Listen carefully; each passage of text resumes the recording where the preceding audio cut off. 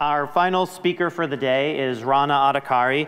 He's a professor of physics right here at Caltech. He's been working on gravitational wave detection for 20 years and is part of the LIGO collaboration that recently ushered in a new era of gravitational wave astronomy with their recent groundbreaking observations. His focus is on precision measurements which relate to surpassing fundamental physics limitations in order to discover new phenomena related to gravity, quantum mechanics, and the true nature of space and time. He will tell us about some of this research in his talk titled, Entangled Light Makes the Darkness Bright. Please join me in welcoming Professor Adhikari.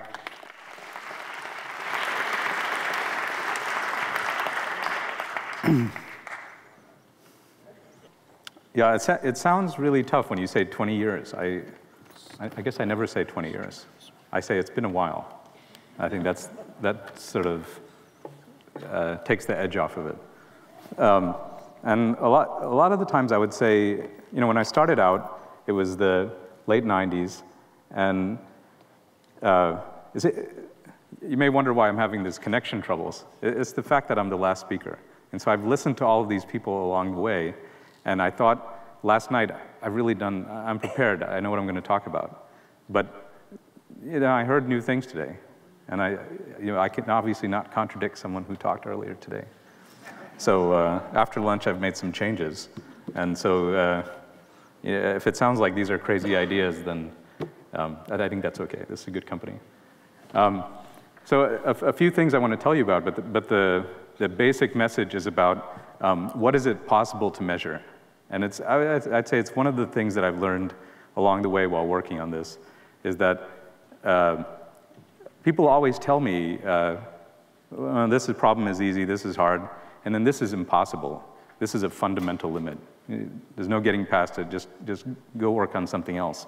And I think the meta punchline of this whole thing is, those are the most interesting problems to work on. The ones that people tell you cannot be solved. Because when you solve them, as I hope you'll believe at the end, it's going to change everything. And so I'll tell you about a few of these bullets here, except for financial time series.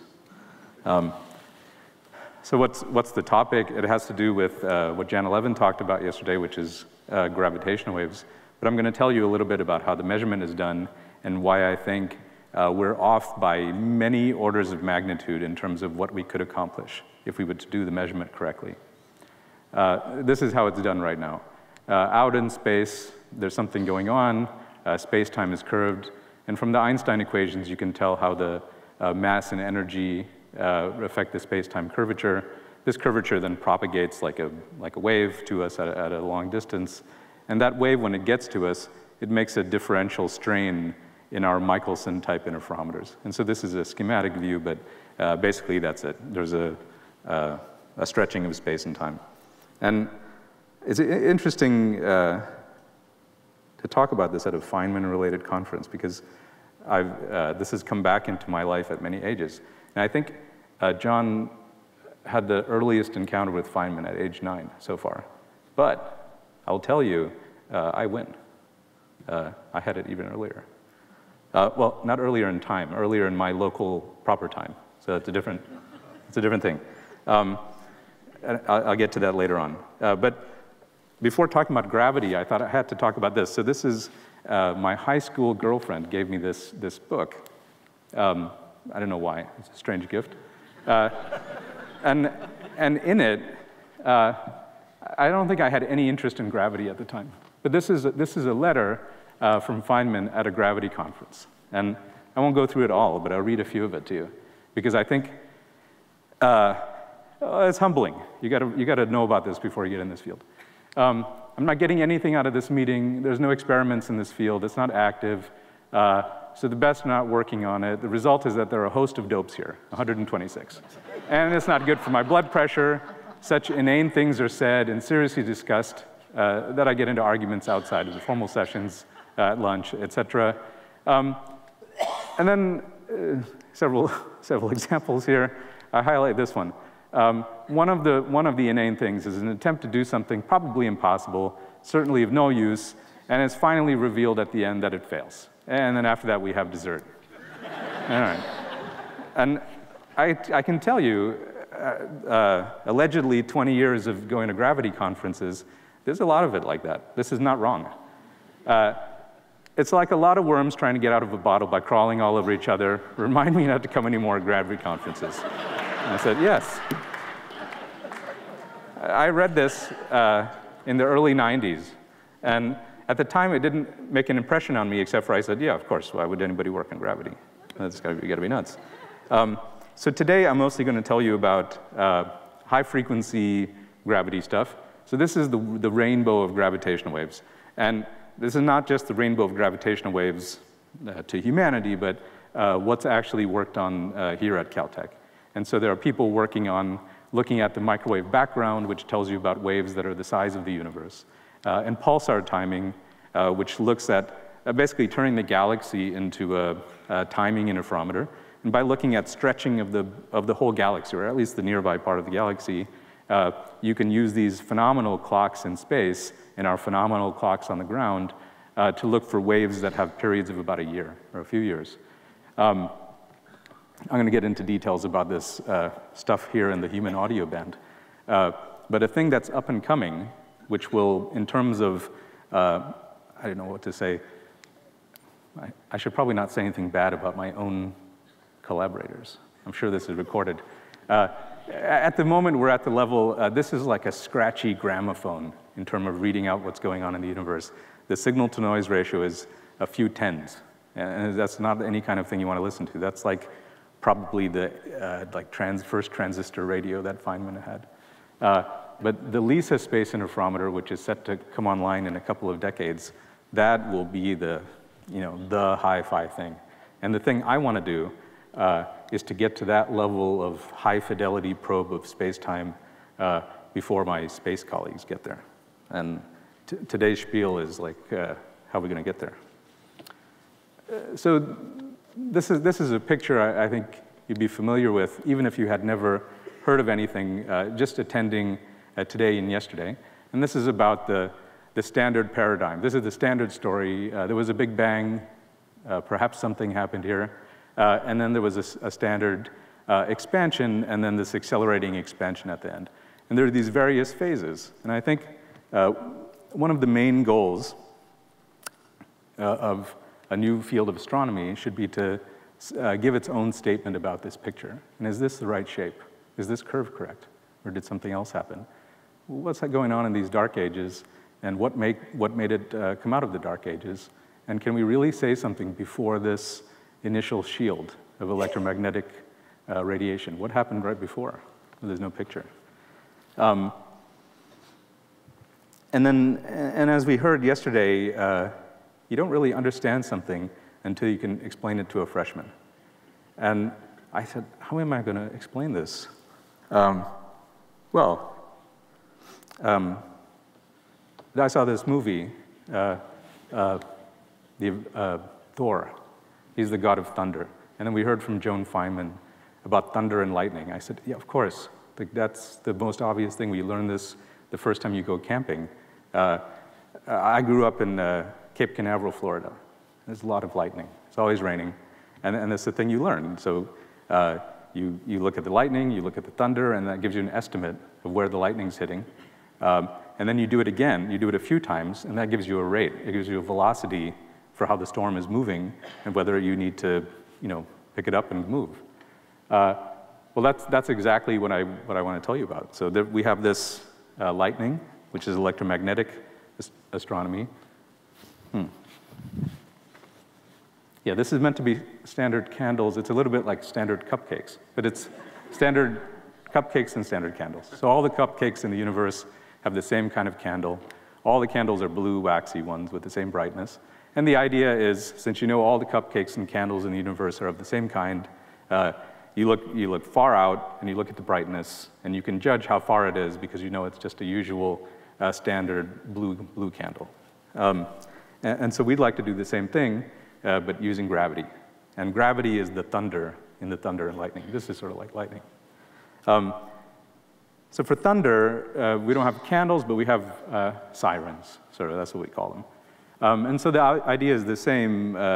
You've got the universe with all the candles going in it, and then you've got all these, And if you can come up with something that's exactly the same, you know exactly how loud it is, you can listen to the loudness, what you hear, and you can make the same image. So you can go back, you can go back to this and say, based on these sirens, what's this shape? And that's what we're after. So we've done this just recently using the first simultaneous electromagnetic gravitational event, which was the merger of two neutron stars. It was tremendous. It was really close. We were overjoyed. And the answer so far is that the shape is about like this, at least in the nearby part of the universe that we can measure. But it's given us a first tool. It's pretty good. It's in pretty good agreement with the standard candle picture, but it's the first step on the way to constructing this picture further into the past. So I was disappointed we didn't find something really surprising. I was disappointed it wasn't a world-shaking discovery, but it's on the way. I hope it's on the way to it. The other thing I think we'd like to uncover is about what's going on in the spaces in the universe where things are dark. I guess I'm frustrated that after all this time, all I have to show for it is this thing. It's like it's a pie chart I've made in an Excel spreadsheet. I don't know. That seems to symbolize to me the understanding we have of this at this point.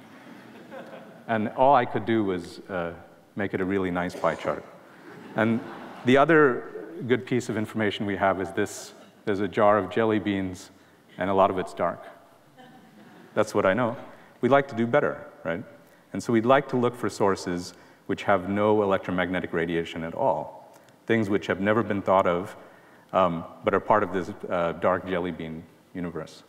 And, well, this is a particularly good place to do it, because we often have people thinking in interesting ways. And yesterday, I was very personally relieved when Kip Thorne said that it was until 1980 before he had his first good idea. And I thought, I don't know what all those ideas were. I hope I could have a tenth of a good Kip Thorne idea.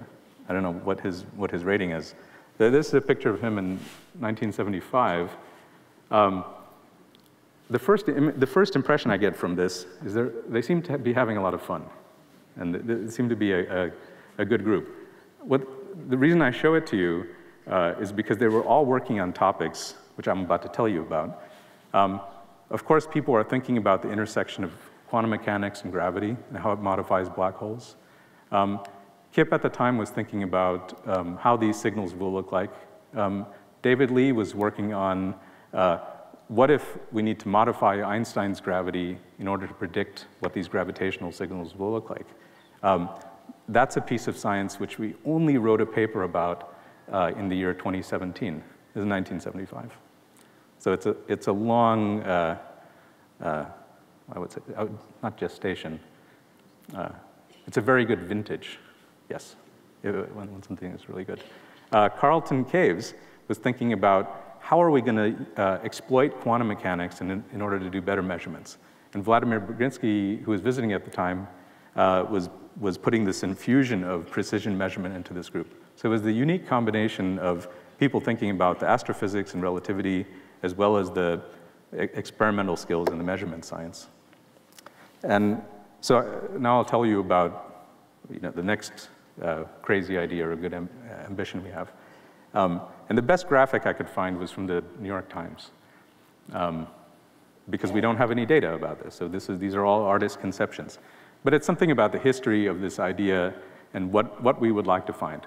What we'd like to find, the resolution of how do we combine quantum mechanics and gravity. And one of the places that seems to be a great test bench or laboratory for this is the edge of the black hole, where these two things really encounter each other.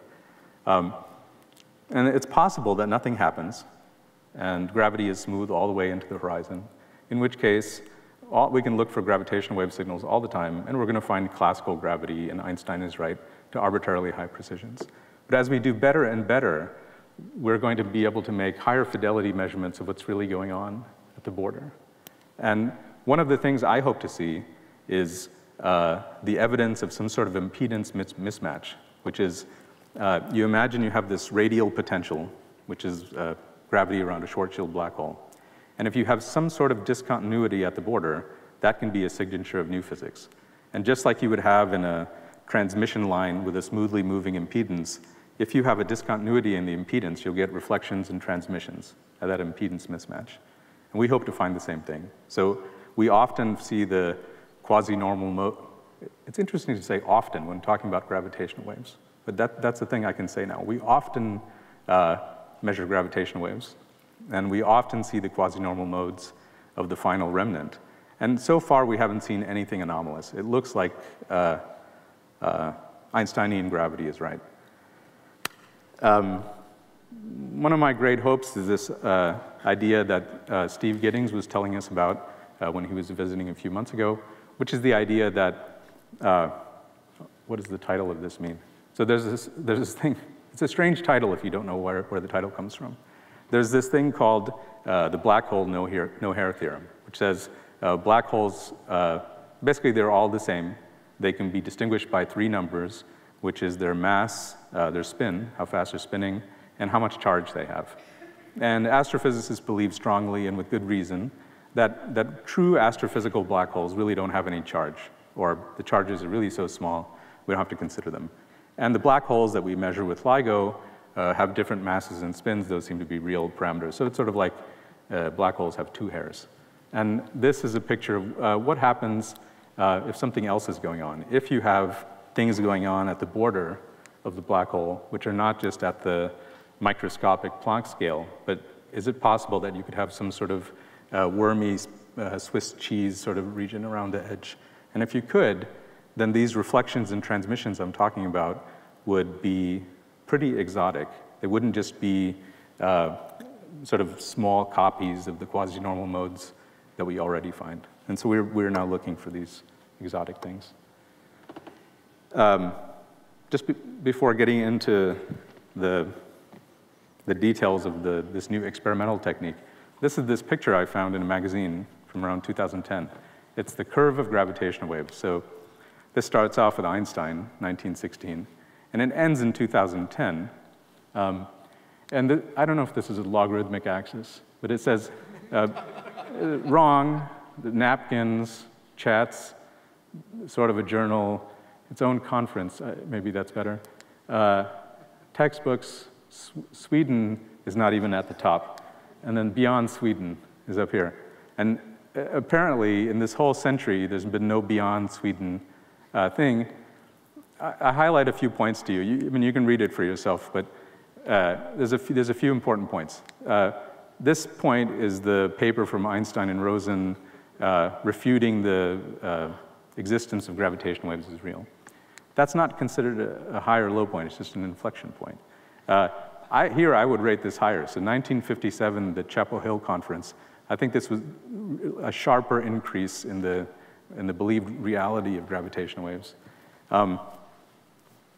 This point is really interesting, right? This is the strongest second derivative in this whole plot, which is completely not quantitative, but if you pretend it is, this is a really tremendous event in the history where there was finally idea for how to do this measurement in a way that was reasonable and extensible into the future.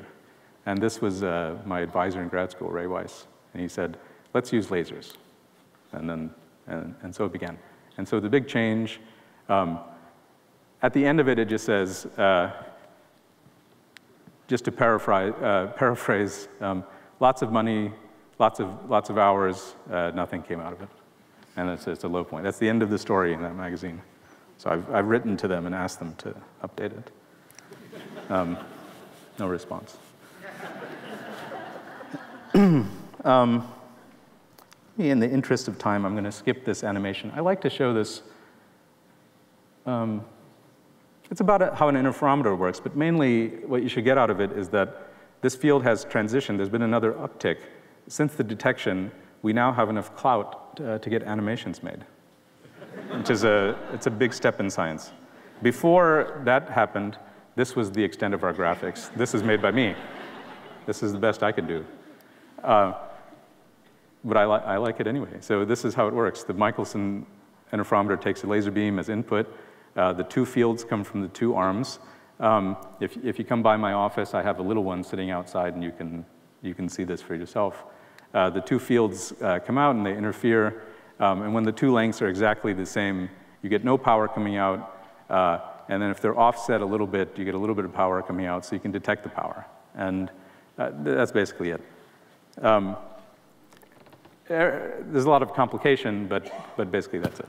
And so as of 2015, our picture of the universe was like so. We had this really deep information in an extremely wide range of frequencies from the electromagnetic spectrum, as well as some information from neutrinos, but zip in terms of gravitational waves.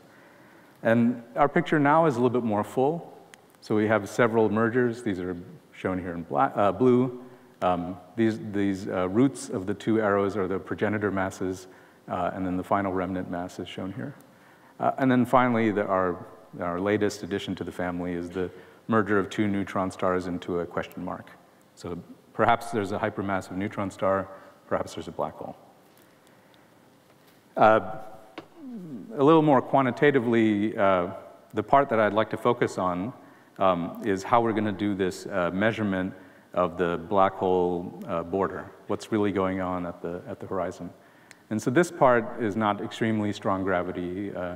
The two black holes come together, swooping up in frequency, and then when they merge, you see basically the excitation of all the internal natural frequencies of the black hole.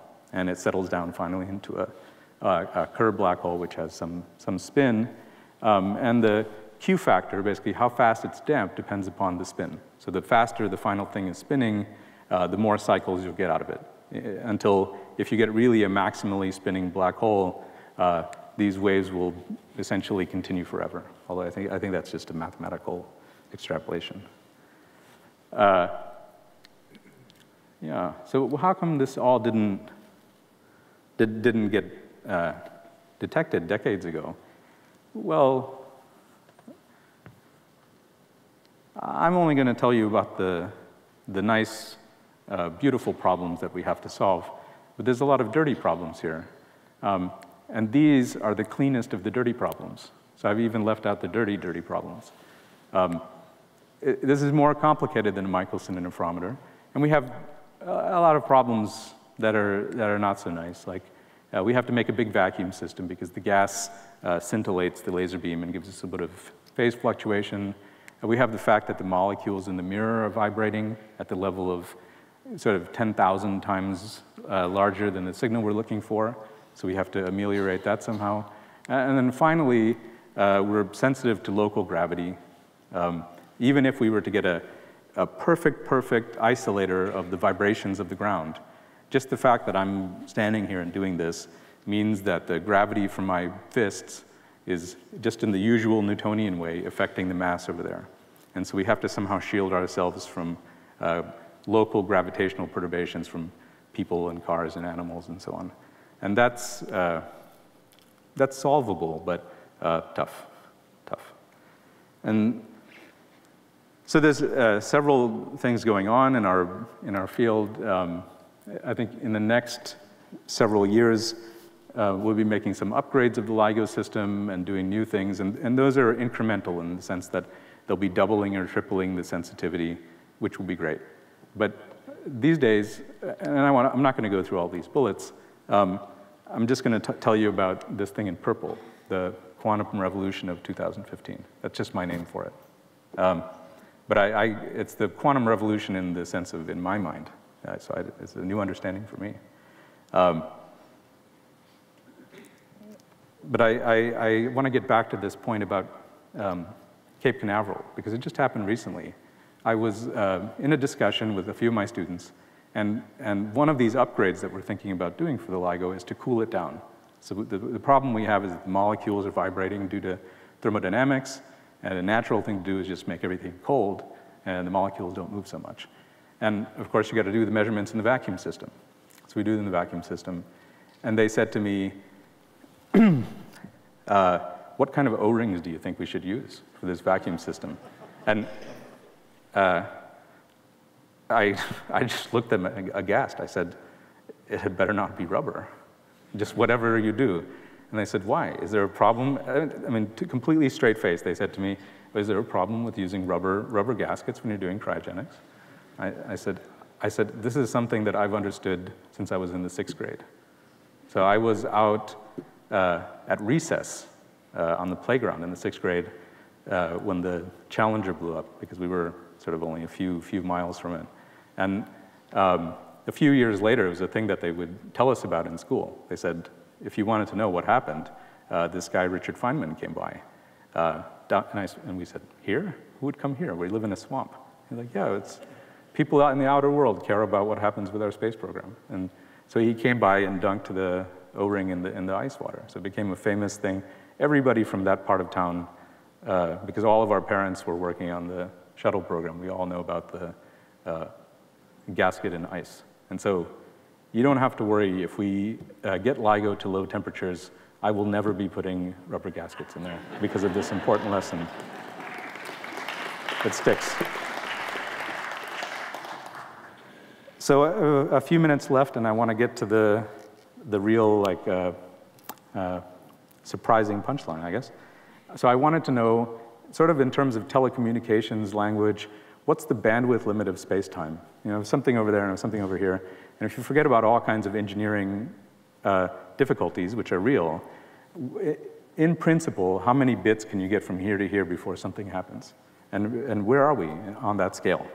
The answer, unfortunately, is LIGO is not at the 90% level, which would be just an A- at Caltech. We're not an A- yet. We're not at the 50% level. We're not at the 10% level. So we need a lot of grade inflation to get up to the right point. So here there's a few issues which you should know about. The gravitational wave is nearly noiseless when it comes to us from the source. Thinking about signal-to-noise ratio of signals. The black holes are doing their thing, and you ask, what is the real noise level of space-time itself? It's tiny. At best, it's at the Planck scale. And the signal we get, it's incredibly huge. The strain we get, it's tiny, but it's huge on the Planck level. So the signal-to-noise ratio of space-time is probably 10 to the 12, 10 to the 13. The signal-to-noise ratio of the first LIGO detections was about 25. It's a big gap. And you, as taxpayers, should say, what's going on with my signal-to-noise ratio? What have you done with it? And, well, I have some answers for you. We have all these technical things that I told you about. They can be fixed. It's just a matter of hard work and a lot of smart people. Shot noise, which we get from photons, so you're looking at this laser beam of mine. This laser beam is a sort of few milliwatts laser beam. It has a quantum limit. If you look at the fluctuations of the number of photons, it has a quantum limit which gives you a relative power fluctuation of this laser beam, which is about a part in 10 to the 8 for a few milliwatts. People might think it comes from the Heisenberg uncertainty principle. Maybe, but the uncertainty for a big test mass, meaning what's the center of mass fluctuations, is really tiny. It's an order of magnitude smaller than 10 orders of magnitude. It's an order of magnitudes smaller than where we are. So we looked at this whole problem from a sort of more fundamental point of view, thinking about how does the Heisenberg uncertainty principle really apply to what we have? And we said, let's assume that the gravitational wave is classical, the mirror is a quantum harmonic oscillator, and the optical field we treat completely quantum mechanically. It's just a quantum field. And the problem that we have is just this one that Carlton Caves highlighted for us in 1980. You have a system, you have fields coming in everywhere, but we haven't accounted for this blue field, what's coming in here. So this, our signal is coming out, but we have a free port. And what gets in here is the vacuum fluctuation, which is the ground state of the electromagnetic field. And we haven't done anything, well, as of a month ago, I would have said we haven't done anything to take care of this, but people, while I'm standing here, people are hard at work installing a squeezed light system into the Louisiana LIGO to give us a doubling of the sensitivity. But we're going beyond this. So this is the issue. When you think about quantum mechanical limits, you're detecting photons, they're discrete. So there's some noise associated with it. The Heisenberg uncertainty principle tells us this. You have the uncertainty in energy and the uncertainty in the phase. And we are trying to measure the phase, like what is the phase shift in space-time? How much is space-time being stretched? And this is just a picture of it. It says this is delta E, this is delta phi. This is basically something that gives you a limit on the area of an ellipse, which in this case is a circle. Kip talked yesterday about quantum non-demolition, but he didn't talk about quantum demolition, which comes first. So this is basically the idea. You try to probe something, and this is in the Feynman lectures when he talks about the two-slit interference condition. You try to probe something, and when you try to probe it stronger, you perturb it. And so this microphone is hearing bigger fluctuations because you're perturbing this thing.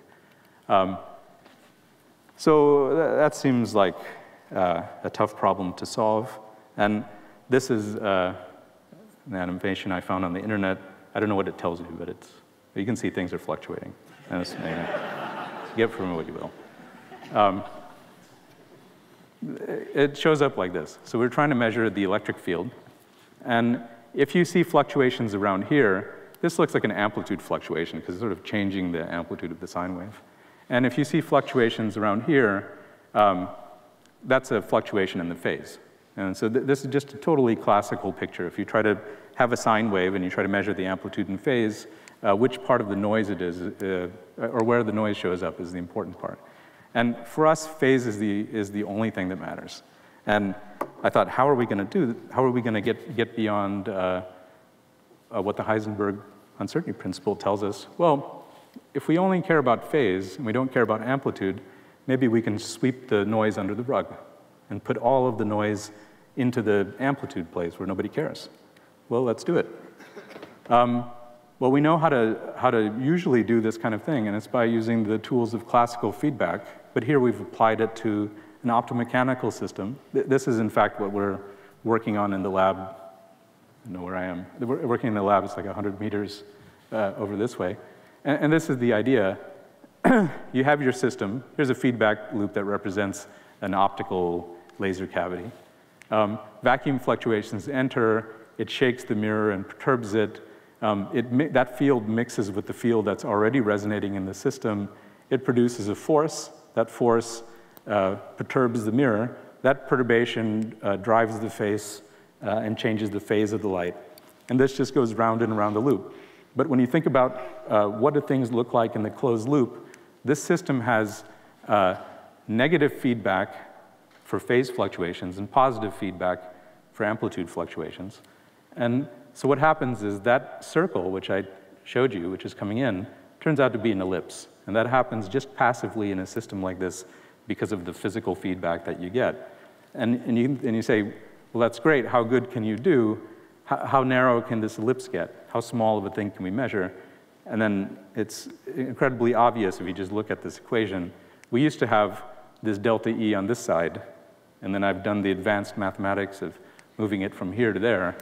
You can follow that step. You can do that, do that at home. And it just depends, how small is delta phi depends on how big is delta E. And the delta E that we have is truly tremendous. This is a few milliwatts. It'll give you spots in your eye. In the LIGO interferometers already, we have several hundreds of kilowatts. And so this factor, delta E, if you do it right, if you didn't have any other problems, it can give you a reduction in this delta phi, which is about 9 orders of magnitude. Yeah, I know. That's a lot. I mean, I don't know what to say. I mean, like if somebody gave me a final exam and I gave them 10 to the minus 9 as a score, I don't know how you recover from that. But on a log scale, it's not that bad. And maybe that's how LIGO should be graded. So I'll say, I think we have this approach now. We know what to do, and there are technical problems, but we're not that far from making this kind of highly entangled interferometry. And it's great for space-time and so on, but if you replaced a lot of the blocks in the diagram I showed you, you could apply it to anything, magnetometry, accelerometry, any kind of thing where you're measuring a classical field and you have a quantum-limited system that you've engineered, you can get far below the Poisson limit by doing this kind of thing. And you may ask, what's it going to take to do illumination of black hole surfaces? I don't have the answer for you, and I think in a crowd like, if this wasn't this crowd, I would venture a guess, but the people here know a lot better than me what's likely. And then as far as using the approach of thunder and lightning, that to me looks a lot more promising. We should be able to make differentiations between electromagnetic and gravitational expansion of space at the level of 0.1% or 0.01% in less than 5 to 10 years. And so putting these things together means gravitational waves is not the end of the story. We should think instead that gravitational waves are sort of an interesting new backlighting source by which we can illuminate the universe. And using quantum entanglement means the range at which we can do this is sort of limitless, looking into the future. Thank you.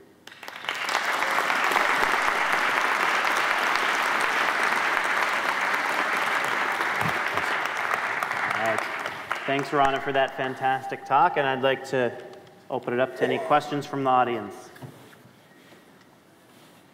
Maybe while people make their way to the microphone, I'll start with one, which is, when you include all the engineering things, what do you think is a realistic limit for how much you could improve on what LIGO is doing right now with the LIGO facilities? It's about 30. So that's, yeah, 30, is that a big number? Is that a small number? We're already seeing things that are from about 1 billion light years away, and the universe is 14 billion light years old. So it would mean that for black holes of kind of this size, we'd be getting all of the black holes in the universe all the time. This is probably a weird detail, but on your dark matter and regular matter and dark holes, you had different numbers from an earlier speaker. Were you both within the standard deviations? I concede any numbers on those numbers. Well, they said 5% for you know, the standard matter. It could easily be my pie chart is old. Okay, all right. I just wanted to, I didn't know how accurate that was.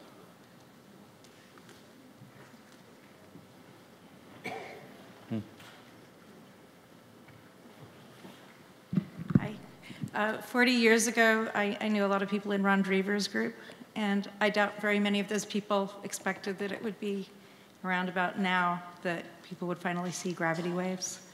How many people would you estimate gave their lives to the investigation of this subject who either did or didn't live to see this result?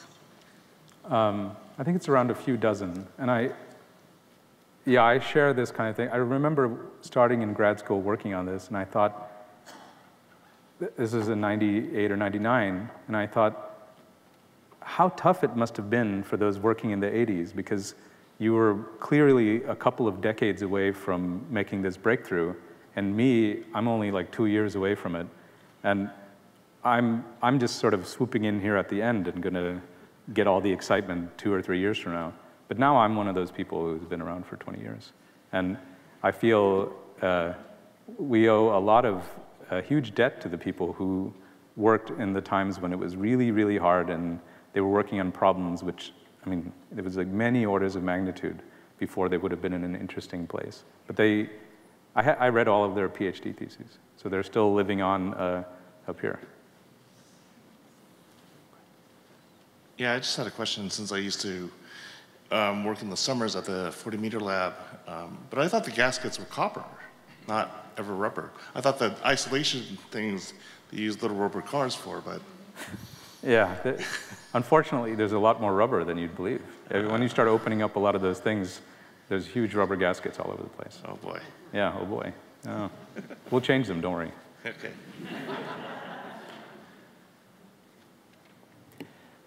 Well, let's, oh, is that a question coming down? Oh, no, okay. Then let's thank Professor Adhikari again.